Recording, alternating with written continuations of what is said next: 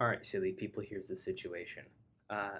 This time we're going to be translating into Python the semi-empirical mass formula, which is atomic physics thing, which isn't that important considering the context, but uh, all it does is it takes in a value for a mass number and atomic number of particular isotopes and figures out the binding energy for them.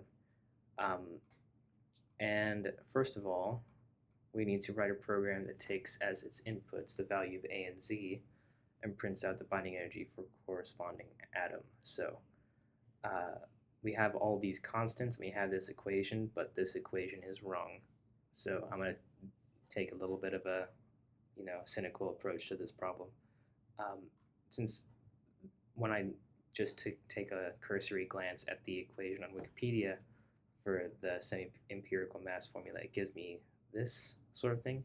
The difference is that the third term, the numerator is z times z minus 1, whereas the equation, as Mark Newman quotes it, is z squared.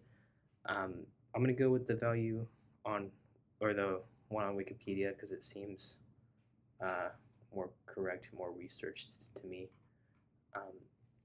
and just run through the problem. So first of all, let's define all the constants that don't depend on A, shall we? First one was 15.8, and then we had A2 was 18.3, and then A3 was 0.714, and A4 was 23.2. Cool. Then it wants us to have user input A and Z. So let's do let's do Z first. Z equals input, and let's make it integer input.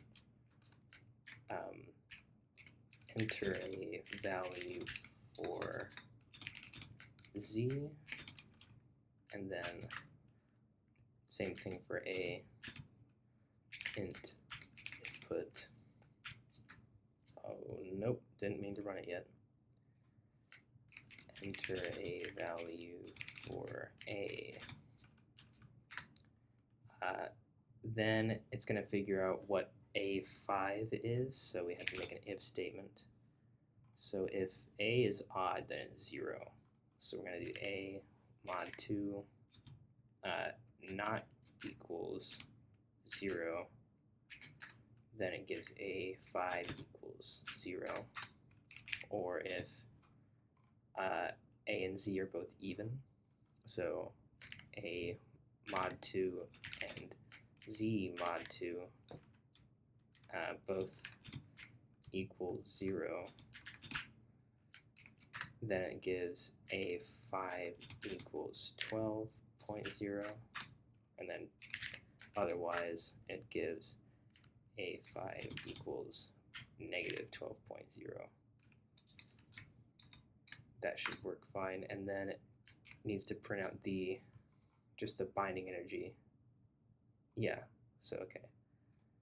Just using my formula, not the one that Mark Newman gives. It's A1 times A minus A2 times A raised to the 2/3, and then I'm going to put these in parentheses for sanity. Minus A3 times Z times, in parentheses, Z minus 1, divided by, in parentheses, A raised to the power of 1/3. And then A4 times, in parentheses, A minus 2 times Z, all squared, divided by A plus A5, and then divided by, let's do just in parentheses, A raised to the power of 1/2. And let's give it a run. It wants us to try A equals 58 and Z equals 28, so 28, 58. And I forgot to write a print line. Pretty classic stuff here. the binding energy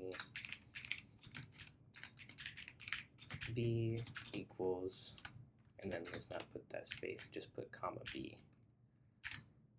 All right, again, 2858, 502 mega electron volts. The correct answer is about 500 mega electron volts apparently, but I would say that we got close enough. So let's just keep going. The next bit is to modify the program to print out not the total binding energy, but the binding energy per nucleon, which is B over A. That should be a relatively easy modification. We're just going to take what we already have and then put B divided by A in the print line. And then I'm just going to change the text to binding energy per nucleon, right? And then give that a run. So that is looking like 28, 58, 8.667. That's a number. Interesting. Next part, now modify the program so that it takes as an input just a single value of the atomic number Z, and then goes through all the values of A from A equals Z to 3 equals Z. And find the one which has the largest binding energy per nucleon. Okay, so we can get rid of, well, once we copy and paste this down to the next cell, we are going to get rid of the input line for A and replace it with a for loop. For, and then not knowing what's going to go in there, let's just tab all these if statements forward, and also the calculation of B for now. We want it to only hit the values of Z and all the way to 3Z, going up by 1 each time. We have access to NumPy, right? So we're going to import NumPy. And then I think the funniest way to do this is to do it with a linspace. So NumPy linspace is a function in NumPy where the first argument is the number that you want to start with. So it's going to be Z, and then the next argument is the number you want to end at. So do 3 times Z, and then the next argument is how many elements do you want in the array, right? For us, we want 3 times Z minus Z, so 2Z, and then we add 1 so that it can index all the way to the end. So 2Z plus 1 for that argument. Okay. And then we want A to be what is in that list. So yeah, that's the for loop. Once it hits that value though, let's make it sure that it gives us a integer value of A, because linspace, it returns an array of floats, not an array of integers actually. So just that, if everything works correctly, oh, we still need to find out what the best binding energy per nucleon is. So let's find,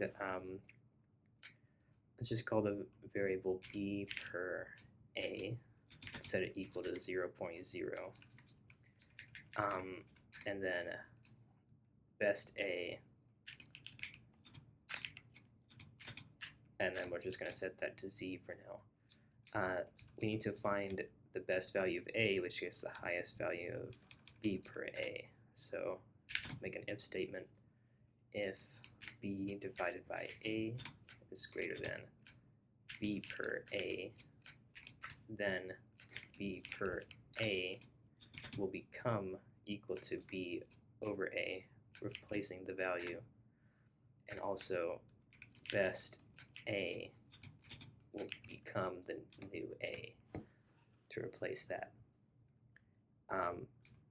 And then we'll have this B become B per A, and we'll have to make the print line a little bit bigger to include Z and also A. So let's do atomic number Z equals, and then have it print Z there, and then also mass number A equals, and let's put a semicolon here, and then comma A, or let's put best A here, just so it prints out, the best one. And then now the print line should be good. Okay, now let's give it a run. We did 28 before, so let's do 28 again. And it prints out the mass number of 62 for this, with a maximum binding energy per nucleon of 8.7839. That's fun. We can keep going then. The last bit is to modify the program again, so that instead of taking Z as input, it runs through all values of Z from 1 to 100 and prints out the most stable value of A for each one. Right. So, I mean, that's another big modification, I think, because instead of it being an input value of Z, we pretty much have to run through over a bunch of values of Z. So let's copy this cell down again. And then we're going to have to get rid of this line and create another for loop. This time it's going to be for Z in, and let's do another linspace function where it starts with 1, goes to 100, so it's going to have 101 elements to get all of them, and then put everything in here inside this new for loop.